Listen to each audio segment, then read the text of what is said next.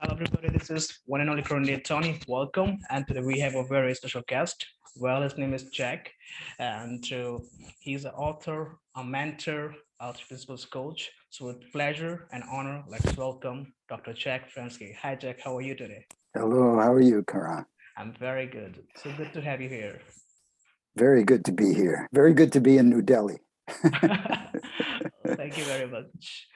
All right, Jack. So we'll start with the three principles. I would like to ask you, what are the three principles and what is the inside out understanding? You just jump right into it, huh? Yes. Well, first of all, I just want to say that it's impossible to describe with words what the three principles are. So it's like a pointing to something that is very, very spiritual. And there are no words to describe the spiritual. So you have to kind of bear with me because we'll just do my best here to describe what is indescribable. Okay. So there's energy behind life, behind all life. And that energy is part of us, and there's a life force within us that keeps us alive. And that life force and the energy behind life seems to have an intelligence attached to it. And so we call that universal mind. And that energy is pervasive.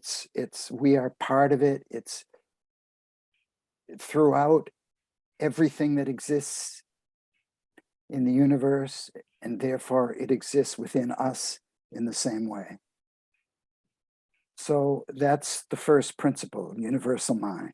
It's the energy behind life, you could say.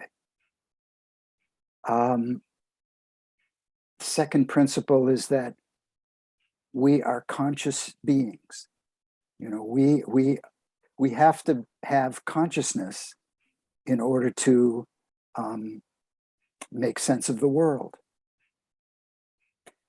It's the way that we take in the world and make sense of it for ourselves. That's the second principle, consciousness. Third principle is we have been blessed with this creative gift called thought. And we can use this thought in any way we want to create our lives with. And whatever we create with our thoughts, consciousness picks up. We become aware of what we're thinking, and that gives us our experience of life. So people think that their experience of life comes from whatever's happening to them out there, what people say to us, what people do to us, circumstances of our lives, situations we find ourselves in. We have a tendency to think that that's where our experience comes from. But really, it's a total inside job.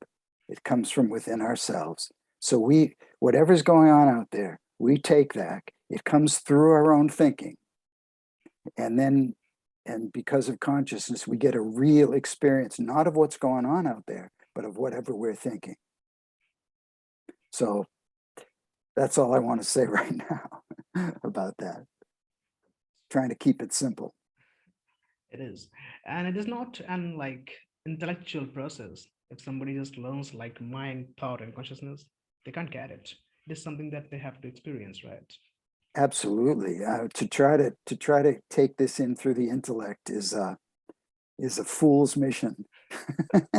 It doesn't even make sense to do it because we can't really wrap our heads around it. We just can't. Exactly. Yeah, that's the same thing that I was doing. Like I read some books that thoughts are transient, they are neutral, and they are made up. And whenever like some thoughts came into my mind, and I kept repeating that, and all I was doing was thinking upon thinking. Exactly. That's what we do.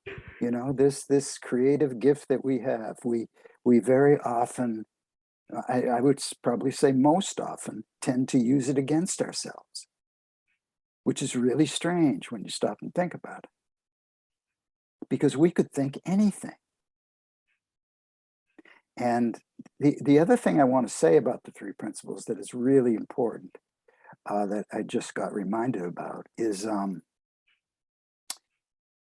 this energy behind life comes into us pure, and our consciousness picks it up pure. So there's a part of ourselves that is really our spiritual essence, that is that part of us that is pure consciousness, pure spirit, our pure essence, that we get from the purest part of universal mind. And that is automatic, pure peace, pure love, and pure wisdom. And when we stop thinking, that's what is there. That's what is left for everybody to see. And the trouble, and the only way it can look like we don't have it is when we start using our mind to, our little mind, to make it appear like we don't have it. So that's the only thing that gets in our way. So what blows me away is that peace, love, and wisdom, that is who we are. That is us. And the only way we cannot experience it is by thinking ourselves away from it.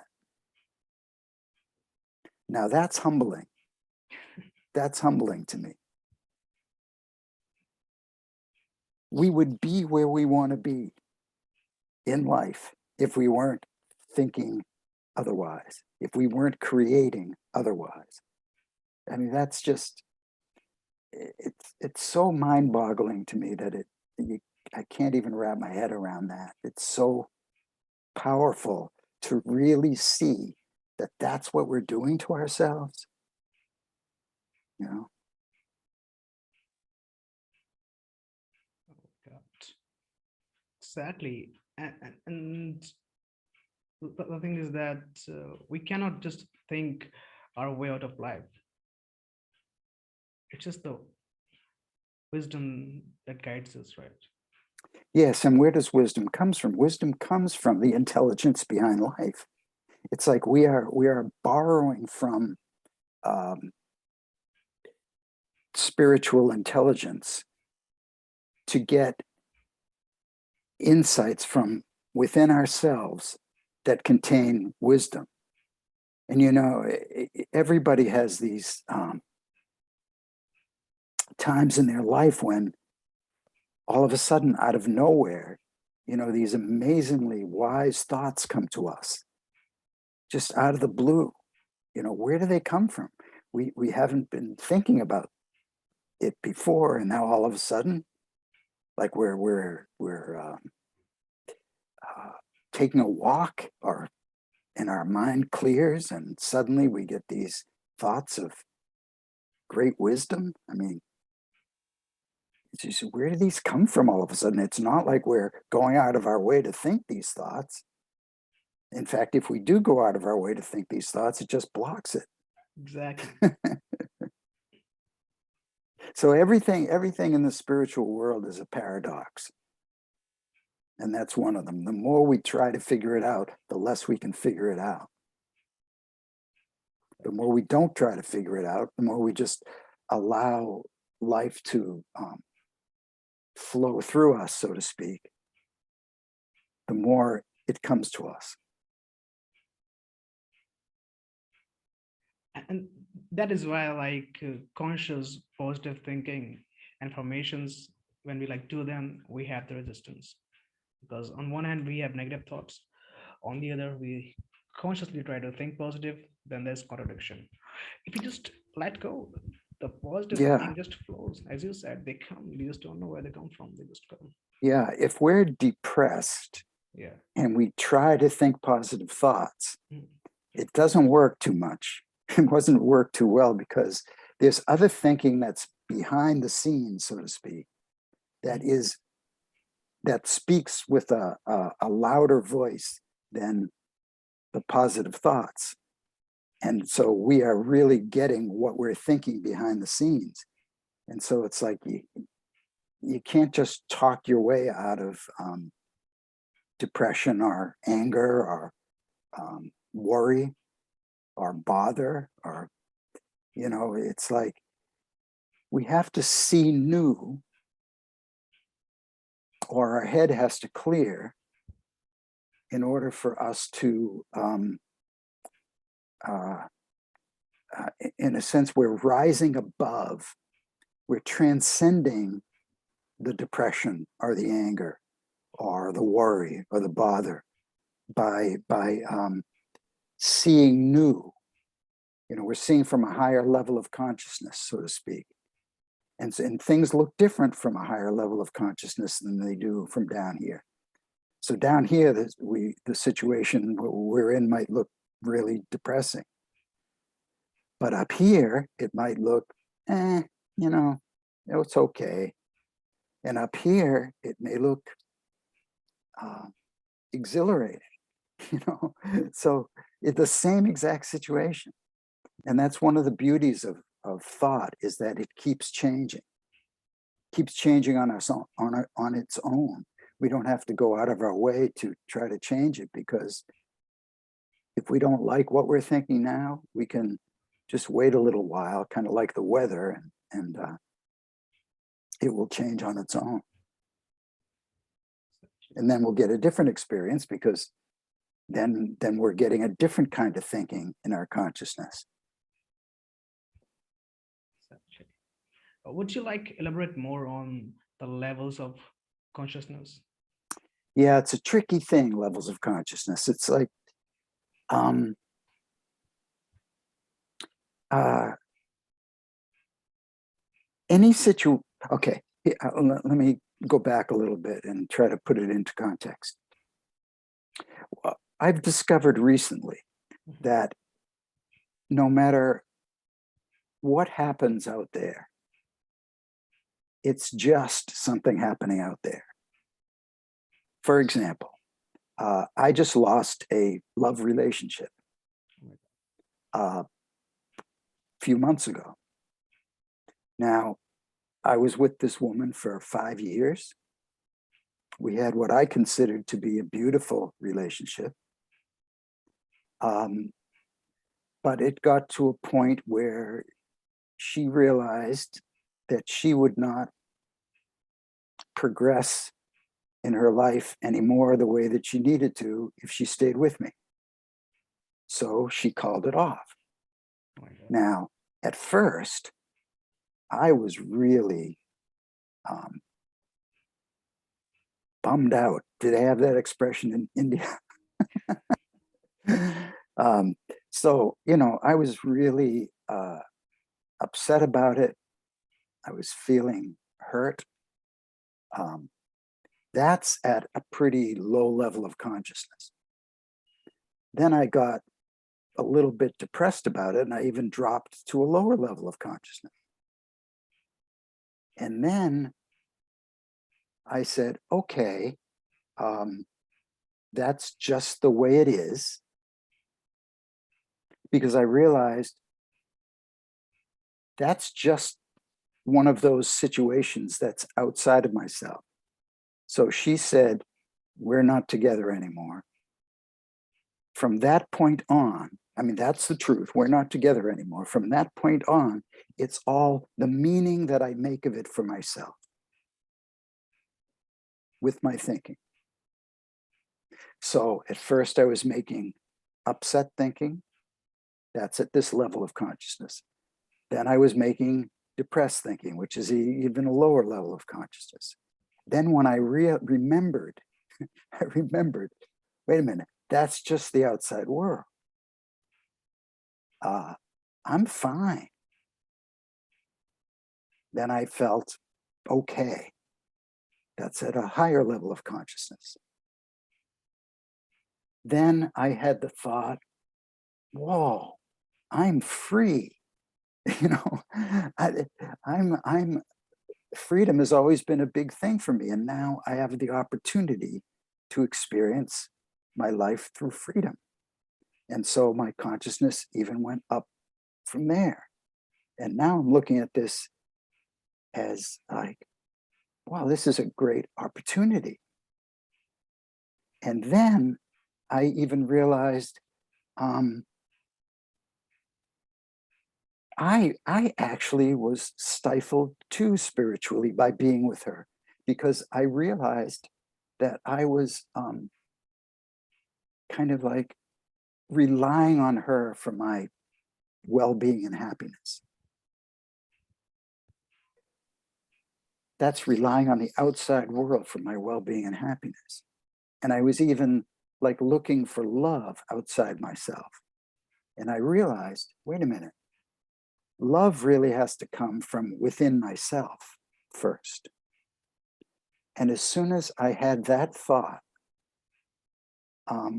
my consciousness just went way up, because I realized I could take in this beautiful, intelligent energy of life, and I could take in the light and be filling myself with it, and then sending it out to the world, sending it out to whoever needs it or whoever could make use of it. And I found myself like at this high level of consciousness, and the situation itself had not changed. So that's what I mean by all these different levels of consciousness that we can be in just by whatever way we happen to think about it, which is the meaning we make of it for our lives at each moment. And then we're at a certain level, and that's what we experience, whatever we're thinking at that level. Does that make sense? It does. It does. Mhm. Yeah, this is what happens. Like the lower the level of consciousness, the bad and worse we feel, and the higher it gets, the better and happier we feel, and things get. Yeah, that's true. We feel more, as long as happiness is not dependent on something in the outside world. Like if happiness were dependent on things working out well, then we wouldn't be at that high a level of consciousness. But if because it could go away, but if happiness depends on just the joy of living life, then that happiness would be at a real high level. But even more than happiness, people really want to be in peace of mind, I think. People really want peace of mind. And yet that's already within us. So, we're wanting what we already are. Oh, like, we are looking for ourselves. Yes, we're looking for ourselves with a capital S. Capital S. Yeah. It is so funny that people like they read lots of books, go to seminars, get knowledge, just to like seek for something that is already within them. They don't have Yes, to it go is. outside. But, you can't blame people, because if they don't really know that, Yeah. and they kind of want that for themselves, what are they going to do? And besides, at some of those seminars, and Mhm. I mean, I've certainly run some of those seminars, and there are certainly people that have insights there that really change the direction of their life. Wow.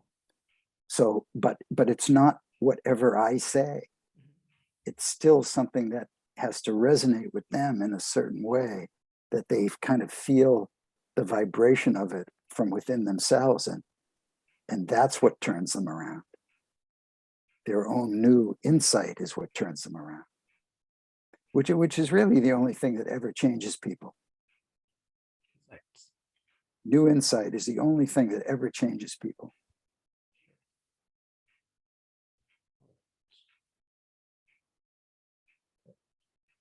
And when I was talking about my relationship, I had to have that insight in order to be at those higher levels. And I wasn't even trying to get to those higher levels. It was just something that occurred to me. And I'm very grateful for it because it's a lot better than being depressed.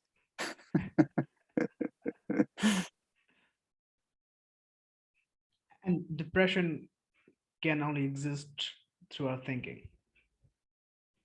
Yes, although people can think depressed thoughts for so long and so hard that it actually, starts, it's like consciousness, it's almost like it vibrates at certain levels. Mhm.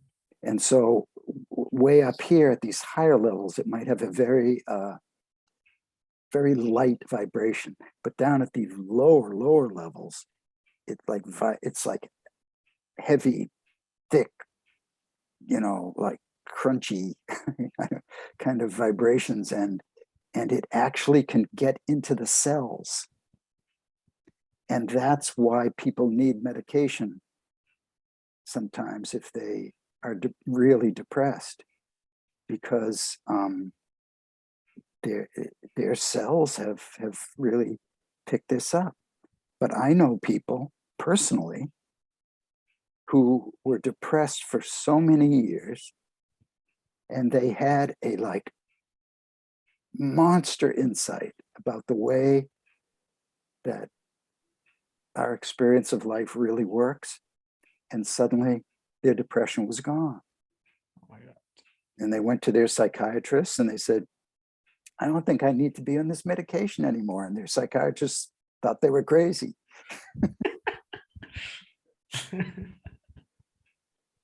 But they really didn't need to be on the depression medication anymore.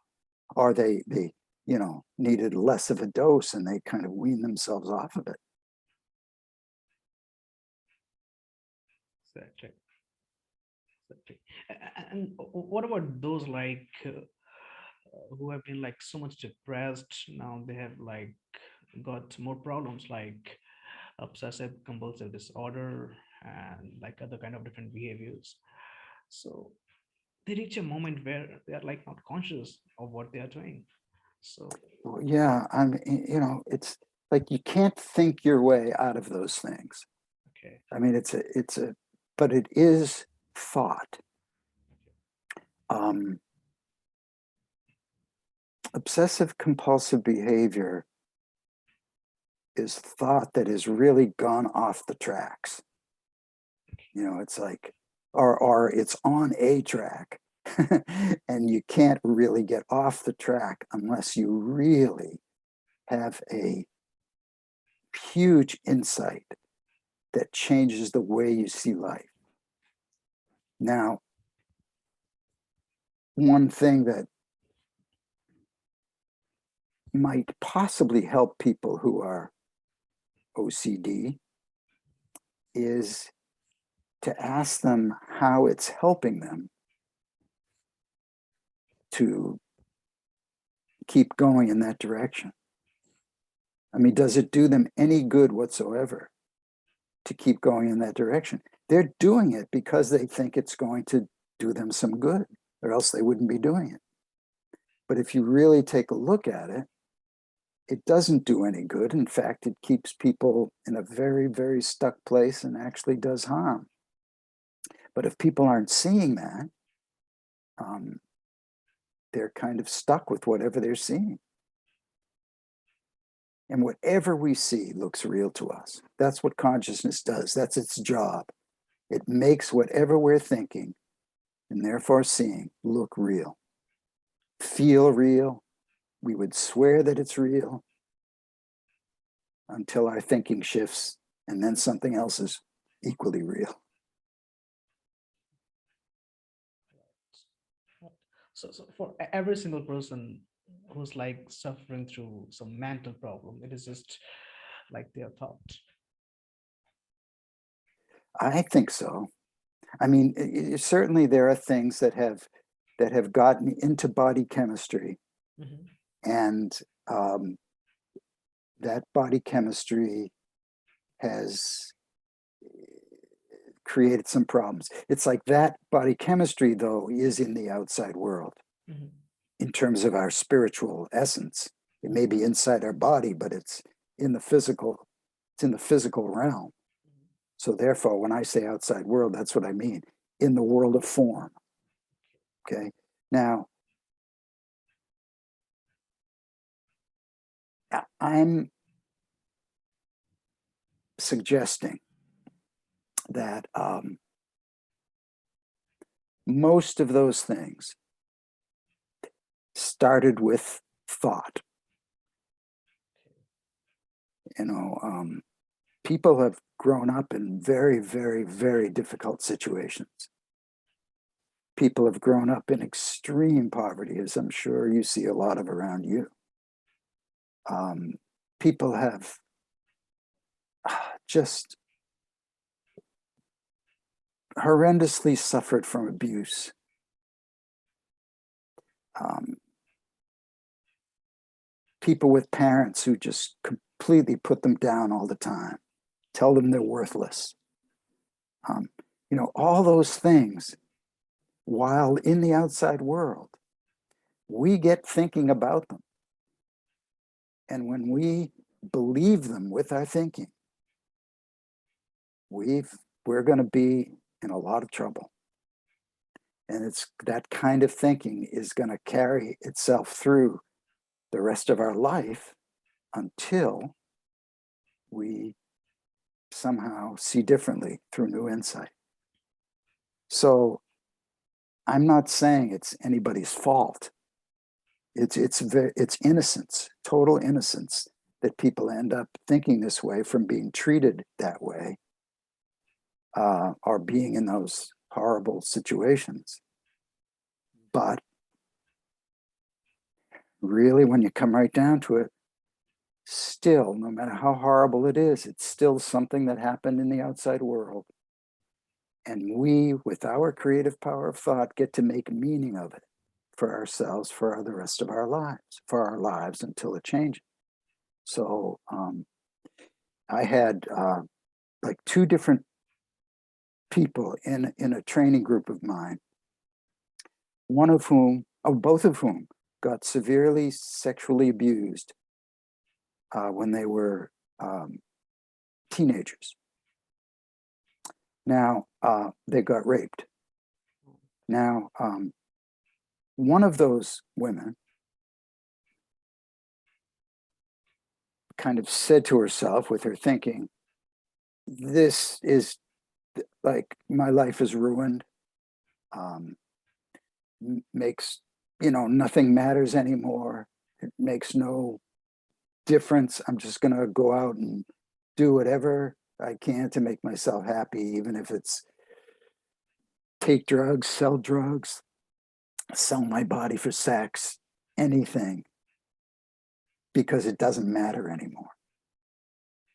The other woman, who the same kind of thing had happened to, she said to herself, that was a horrible experience, but I'm not going to let it ruin my life. She lived as if it did not ruin her life. The other woman, the first woman, had a very, very unhappy and difficult life, just because of a different way of thinking about the same kind of event that happened to them in life. So that's the power that we have. The power that we have is to recognize that it's the meaning we make of it for ourselves, not the actual event, that is the thing that really gets to us over time.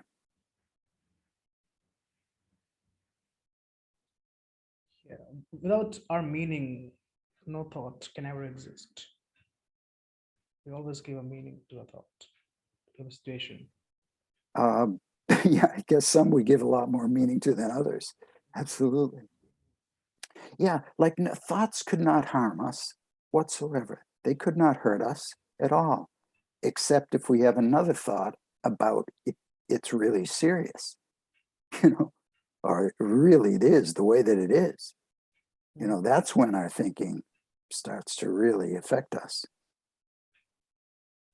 Because otherwise, it's like, it's just a thought that comes in and passes right out, like clouds across the sky. But thought comes in, we say, uh-oh, this is serious. We hang on to it and it starts to grow roots in our head, takes root there. And then we're in trouble. Thoughts take us in the trouble and they take us out of the trouble. Exactly. New thought will take us out of the trouble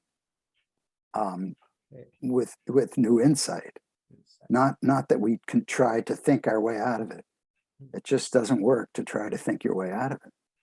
So practically speaking, really, if I've got a problem right now and I can't see my way out of it, I say to the universe or whoever, I say, I can't see my way out of this problem right now. I would really love to see my way out of this problem. I need a solution, or I need new sight or something. Then I take it off my mind. I forget about it. Go about my business. And when I least expect it, when my mind calms down or my head clears, something comes to me about the solution to the problem. And that has happened, that has happened to me more times than I can even count. It's the opposite of trying to figure it out. It's kind of like setting an intention, letting your mind or the spirit do its work, and then we get something.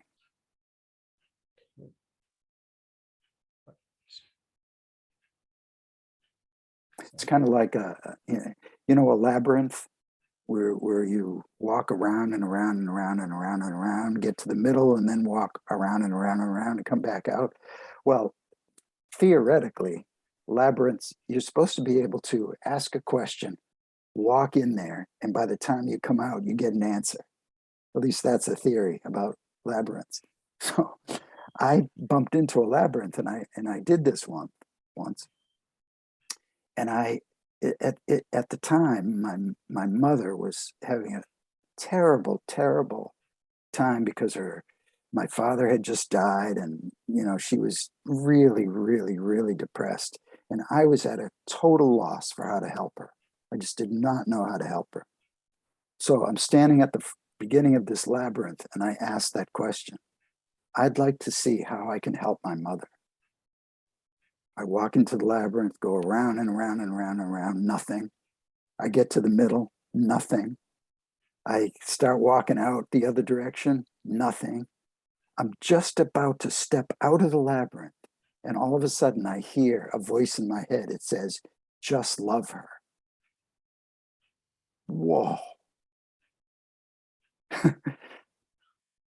My head cleared. I think that's what a labyrinth does. It just messes up your mind and you can't think anymore. Exactly. Right. Cool. Yeah, this is something that I've experienced. Like earlier, I always used to think a lot about things, problems, situations, and it all just got me anxious, stressed, and mostly depressed about things that were not even real. But since I started watching Sid, I started quieting my mind down more and more. And the more quieter I was, the more insights I had. I always had solutions, good ideas. Like 1 minute, I'm thinking negative, and the other minute I stop thinking. After a few minutes, I have some positive thoughts about that situation. Yeah, isn't that amazing? It is. It's just amazing. So mostly you have learned this from listening directly to Sydney Banks? Yes. Boy, that's going to the source. That's beautiful. So how did you find out about him in the first place? Okay, yeah, I was reading a book by Paul McNair, and there he was like talking about Sid Banks and also Michael Neal. I watched Mhm. the video of Michael Neal like while into your summer. I went to the comment section and somebody was like texting that it's all Sid's teaching. Then I found Sid, watched him, amazing. Everything changed with that. Ah, Incredible. and that's the amazing thing that so few people Mhm. know about him in the world. But compared to when I first got into this, Mhm. it's probably 100 times more now in the 27 or 28 years that I've been looking in this direction. It's probably 100 times more people involved in it, at least maybe 1,000 times more. So it's spreading. It happens very, very slowly. Unfortunately, Sid is not around anymore for us to keep getting his wisdom, but he would say it's all inside of you anyway. You know, he would always point people back inside themselves. Some people wanted to put him up on a pedestal, you know, and you know, not worship him, but really see him as having the answers. And he always pointed it back to other people and said, "No, I don't want you to follow me. The answers are inside of you." That's what I keep trying to say. You know, if you follow me, you'll be going in the wrong direction. Look inside yourself. And that's really a beautiful thing. You can respect that, you know. Yeah, I remember like last year I was reading your book that is like Seduced by Consciousness. And in that book, you were talking about your experience with Sid, like how you met him. Yeah. You were sitting in a restaurant, something. So, would you like talk more about that experience, like your first experience with Sid? Well, I was writing a book called Modello, which is about how this approach was, how the three principles were applied in these really low income inner city housing projects around Miami, Florida. And I was interviewing the people down there, and then I realized, wait a minute, I have to get to the source. I have to find out where this originated from and how they started getting this understanding, you know. And so I tried to find Sid Banks, and I discovered that he was doing a seminar in Vancouver, Canada, with my cousin, who was involved in this for George. since practically the beginning, George Pransky. And so, okay, I said, okay, I'm going to get there, and I'm going to go. And when I got up there, to make a long story short, I called him and I said, you know, I'm writing this book about Modello, and you were the inspiration behind that. He said, "Oh, it's got nothing to do with me." And I said, "Well, I know it didn't have anything to do with you directly, but you know, the you had the vision that." He's, "Oh, nothing to do with me." And he said, "I can't talk to you now anyway because we've got this seminar happening. People are coming in from all over the world, and I just can't talk with you right now. I'm sorry." So I got bummed out. And then Roger Mills, who was the guy who ended up bringing it into the Modello housing project, I had been talking with him to write the book, and he invited me to the hotel that the conference center that Sid was going to be speaking at. And he was introducing me to a whole bunch of people when I got there. And one of the people he introduced me to was Sid Banks. I said, "Whoa." And for some reason, I ended up going out to lunch with a whole bunch of people. And we were sitting around this big table, and everybody was just doing small talk. And at one point during the meal, he turned to me and he said, he's like zeroed in on me. And he said, I can see you're here looking for help. Ask me anything you want. And at that point, everything that I had thought of to ask the guy went flying out of my head. I was like a complete blank. Couldn't think of anything. And he starts talking. And he was talking like he does on his tapes. And I'm looking around at everybody and I'm thinking, oh my God, these people are, they must have heard this stuff 1,000 times. And I felt like sliding right under the table.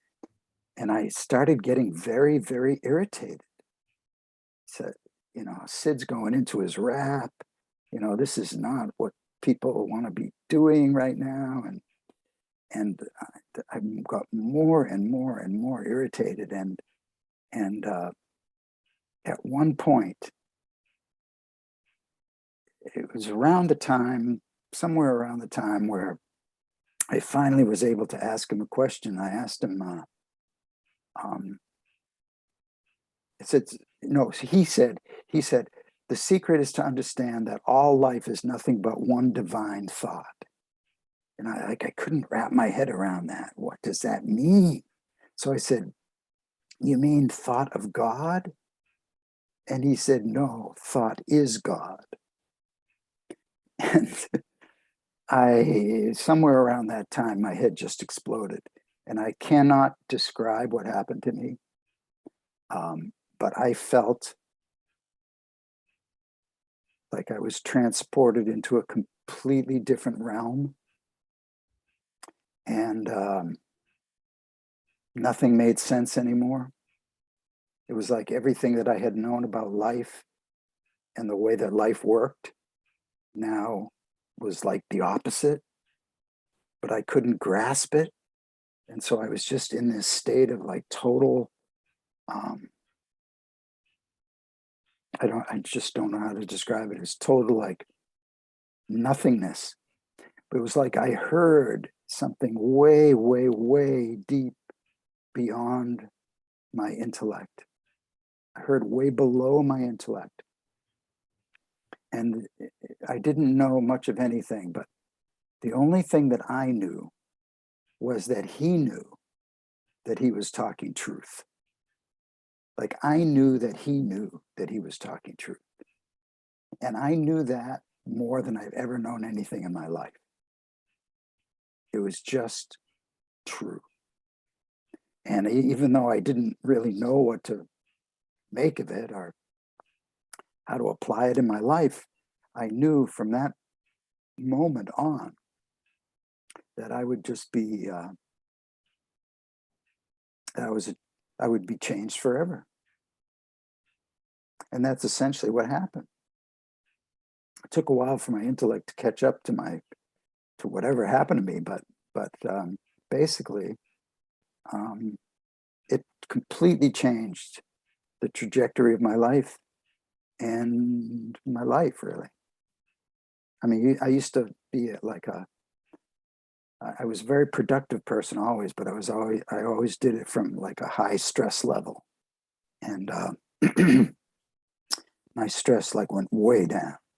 My relationships got a lot better and I wasn't trying to do anything. It just happened. So, excuse me, that's, I never know what to say about that story because it's not really very helpful for people. It is. It is. Because that was the moment of, I don't know, should I call it like an spiritual experience or an insight? I would say it was a spiritual experience, which is like in the realm of insight. But we can have insights about little things, and we can have huge epiphanies that where everything that we see looks different, suddenly. So it was closer to that level. It wasn't enlightenment. I mean, I wouldn't say that I'm an enlightened human being, but it was something where life never looked the same after that.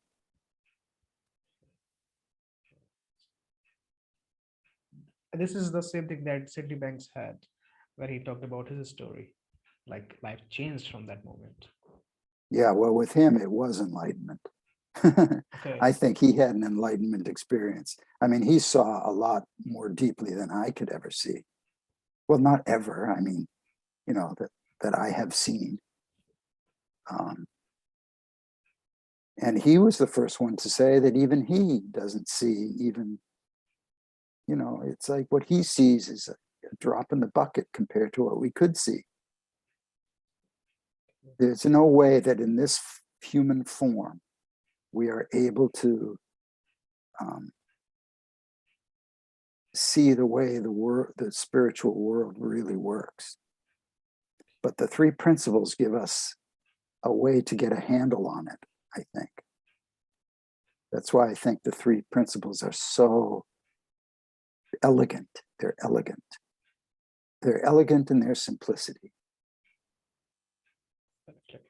And when we truly catch on to it, we see, well, this is the way it really works. And it's different from the way I thought it worked. And it's hard to, once you really see that, it's hard to go back. Except when I forget, in that book that you read, I said that I had blind spots. Everybody has blind spots. There are places where I don't see the three principles in action. That's what a blind spot means. I'm blind to the three principles in action Okay. at that time. And everybody has their own different things with their own thinking that they are blind to. With mine, it's been relationships. And so in relationships, I have a tendency to do what I said when we talked earlier, is like look to the person I'm with, the woman I'm with, to have my well-being come out instead of, I'm getting better. I'm less blind to it now than I used to be, but I'm like, it'll be interesting now that I've had this. It'll be interesting if I get into another relationship, whether I do the same thing that I've been blind to all these years, or whether I now will be seeing it from a higher level of consciousness. I suspect the latter. I hope the latter, but I can't guarantee it. All right. Yeah, this is what I would like to ask you. Like, this modern world, mostly like youth, they have like relationships, okay, and they also have breakup. So I would like to ask you, like, how would you like to help them through this interview? Like, how can they overcome their breakup?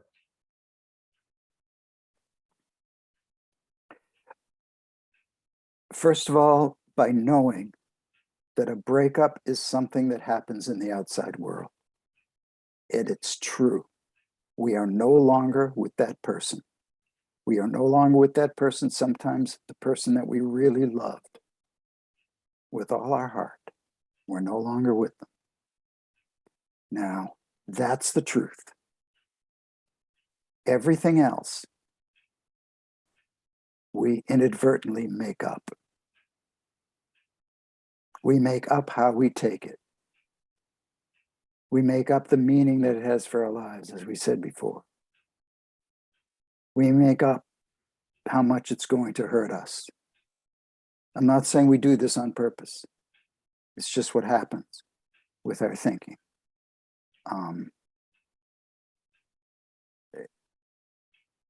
This is a creative gift that we have. We can use our power of thought to create anything. And when there's a breakup, we're using it to create misery a lot of times.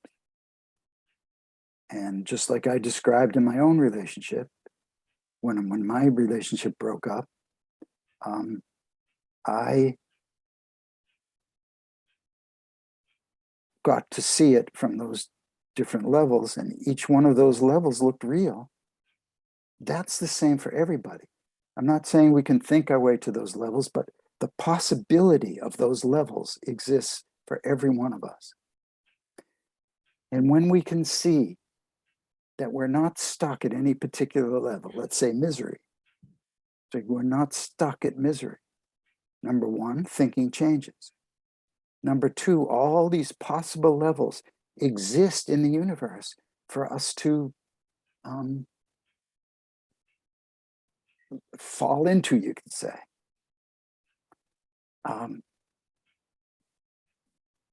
And they're all equal possibilities. Like misery is just one of those many, many, many possibilities. And when we can see all possibilities at once, it takes a little bit of the, it gives a little distance from the misery itself. It's not like we can necessarily get out of the misery at that time, but it doesn't have quite the same grip on us because we know that there's the possibility of all these other levels. Furthermore, that perfect place of our spiritual essence that's inside of us, that cannot be stomped out by a relationship leaving us. We are still perfect peace, perfect love, and the perfect incubator, so to speak, for having wisdom come to us. That will not only tell us what to do in this situation, if we listen. It's hard to hear because we get, this is doing so much talking, but it's there, it's talking to us. And if we can have our head clear enough to listen for, it will guide us in what to do for the rest of our lives. It will guide us to another person to be with, if we're supposed to be with that person. It will guide us with whatever. So that's, to me, what the most comforting thing is in a situation like that. I guess I'm saying there are three really comforting things. I never really thought about it this way, but there are three really comforting things to me. First of all, thought changes, we're never stuck. Secondly, all possible levels of consciousness exist that we have equal opportunity to be at. And third thing is that this place of health inside of us never can get affected. Now that to me is like totally comforting. So when I lost this relationship, it's like, yeah, I forgot for a few minutes, for a few days, but then it started to occur to me. And I'm fine with being miserable for a few days, even a few weeks if I had to. But, it gets to a point where you wonder whether it's serving you well anymore. There's a good reason to grieve if we lose a love relationship or lose someone dies who we love, there's a good reason to grieve, but that serves us for a while. But how long does it keep serving us? How long does it keep, being like really depressed about it or miserable about it? How long does it serve us? And so each one of us has to ask ourselves that for ourselves.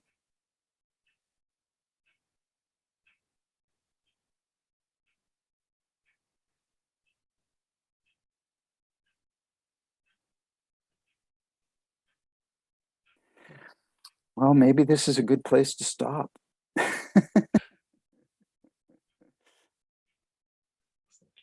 Would you talk more about the third thing that you said, this place inside us that cannot get affected? It's that pure consciousness again. Okay.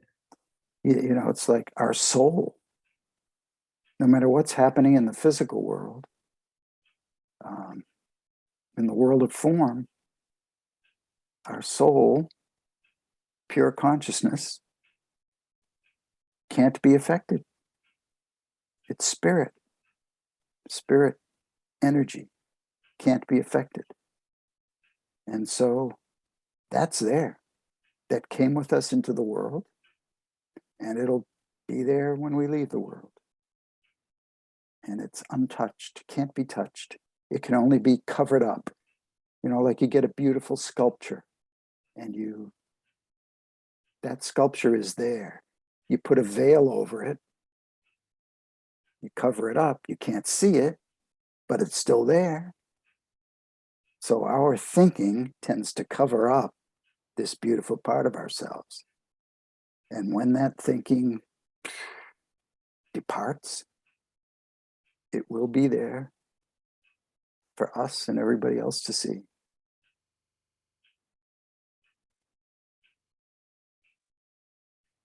Because it is something that is already there. We are that. It's just that our thinking comes in the way. Yes, exactly. Couldn't have said it better myself. It's exactly right. Thank you very much. Also, I would like to ask you about like worry. People worry about like for many things, and for no good reason. Sometimes the things that we worry about, they are not even real. So how do you help those who worry a lot? Um, worry is a habit of thought. Okay. Like if you look around, a lot of people worry, especially in the United States. I don't know about India, but here they worry a lot. People worry a lot. In Japan, I hear they don't worry so much, but they have a lot of guilt. So different people in different cultures, they pick up ways of thinking, and we get into a habit, which is just repetitive thinking. And so any situation that we get into, the habit tends to kick in, and so it's like we're worried about that situation. We think it's just that situation we're worried about. We don't realize that we have a habit of worry. No matter what situation comes up, we're going to worry about it. Oh my God.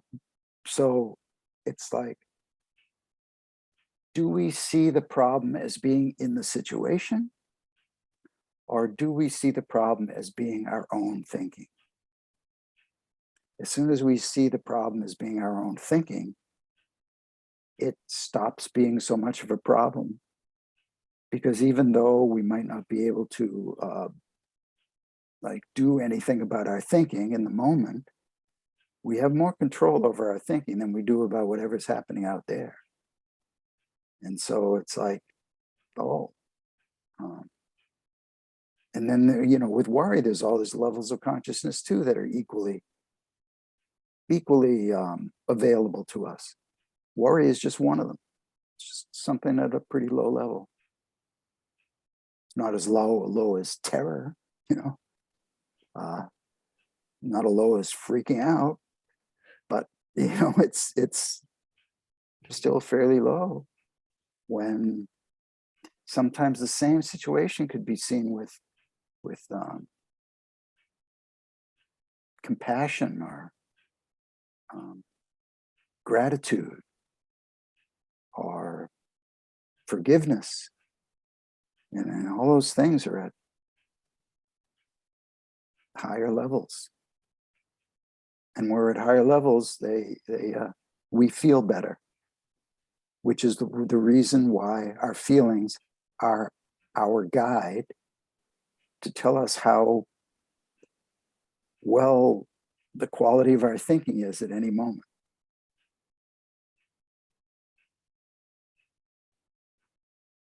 So if we're in worry feelings, it's a signal to us that the quality of our thinking is not good. So we don't want to trust it.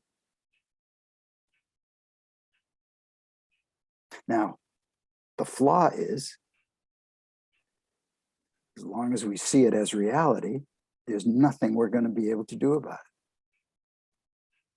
So if we see that situation as real, that is causing us worry, that we have to be worried in this situation, we're not going to be able to let go of it. But if we realize, oh, that's just one way of seeing it, then the reality, so-called, of it doesn't have the same grip on us anymore. Does that make sense? It does. It does. Mhm. I also remember that I used to think my way out of the problem and situations, and I would try to figure these three principles out. And once I was listening to your interview, and you were saying it is something indescribable, and I don't know what happened. For the next 30 days, I was totally free flowing and enjoying my life without paying attention to my thoughts. So, but I haven't like uh, had that feeling back with me. So, Well, but that's because other thinking takes over, okay, and other thinking that we can't see really, because most of the thinking that gets to us is behind the scenes. We don't even know we're thinking it. Like if we're worried about something, we can probably see our worried thinking, but we don't see what is making us worried, like what's behind our worry.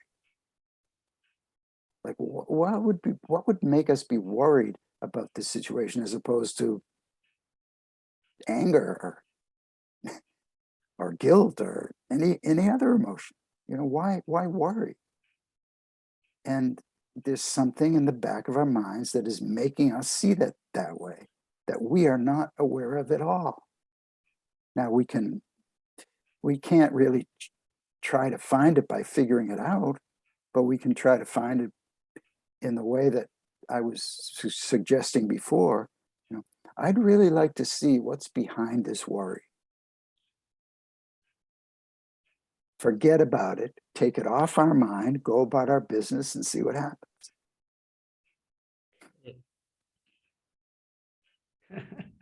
What's blocking me?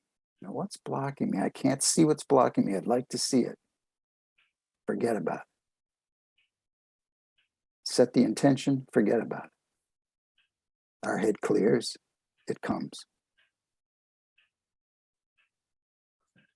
it's quite the opposite of what people do. Like they try to fix it by thinking about Exactly. it. Yeah.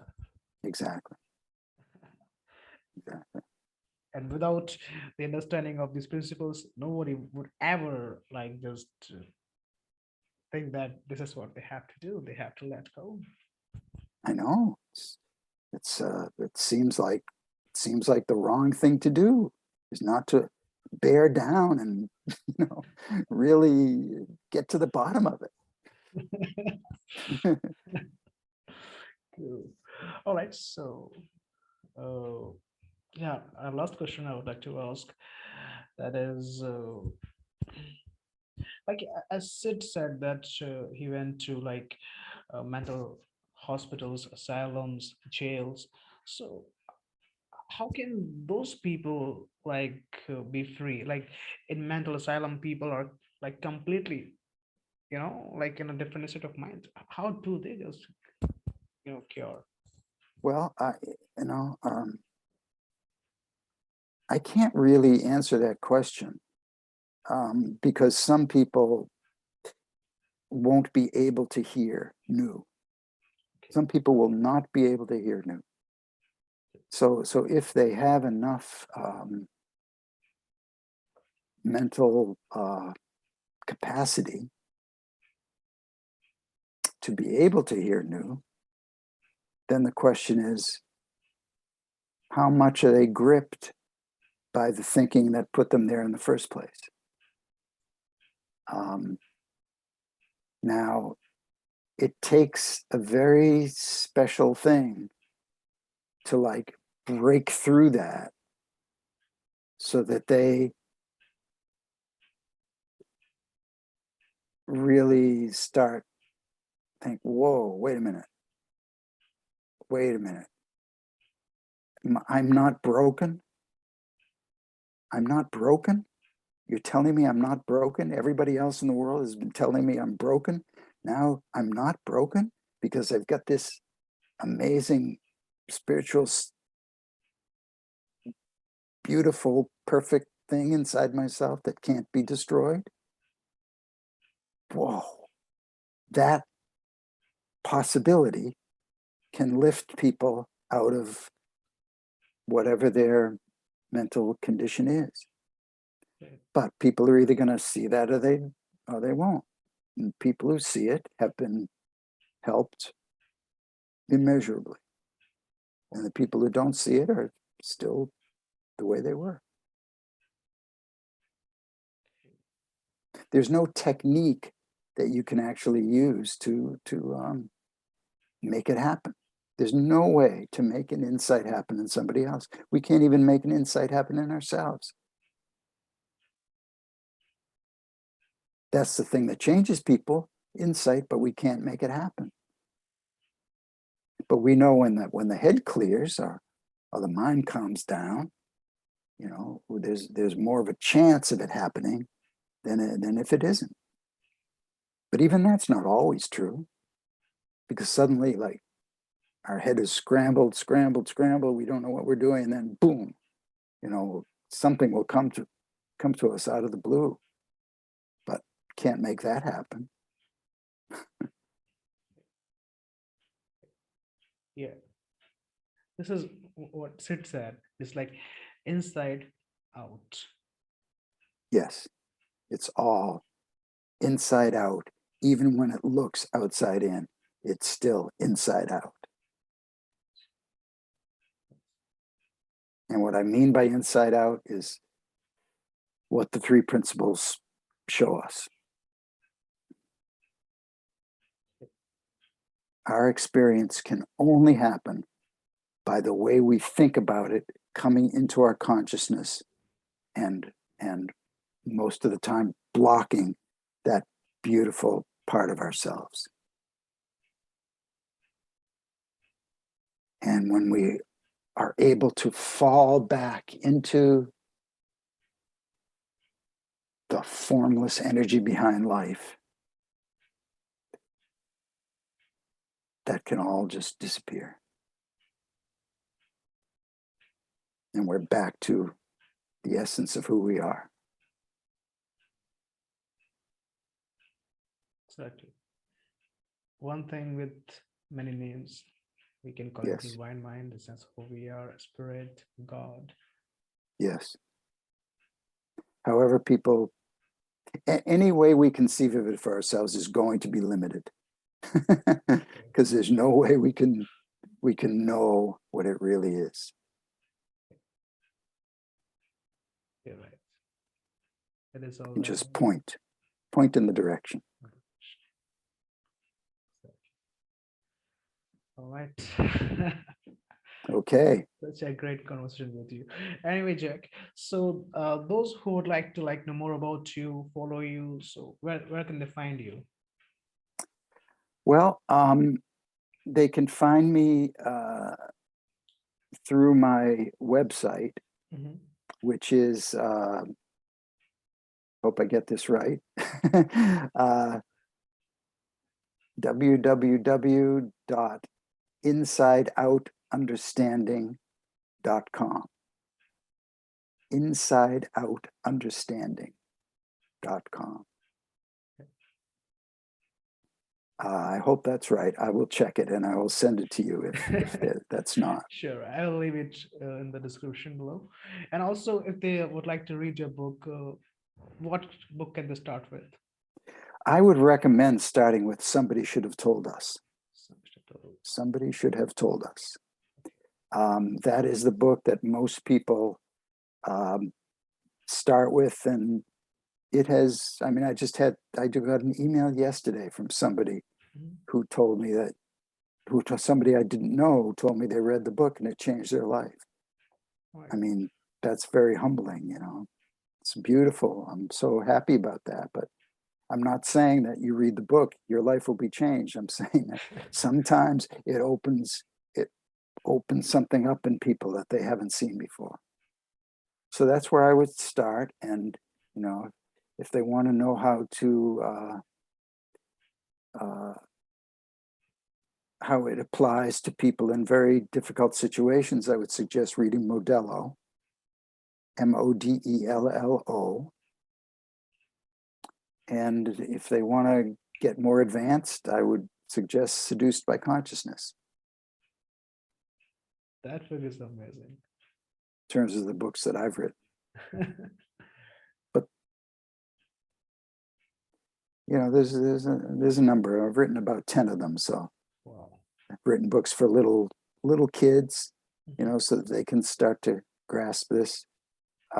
All those things can be seen on my website, although Okay. I'm retired enough now that I'm not sending books out to people anymore, but Mhm. from that website, they can see what books that they can order Okay. if they want it. Okay.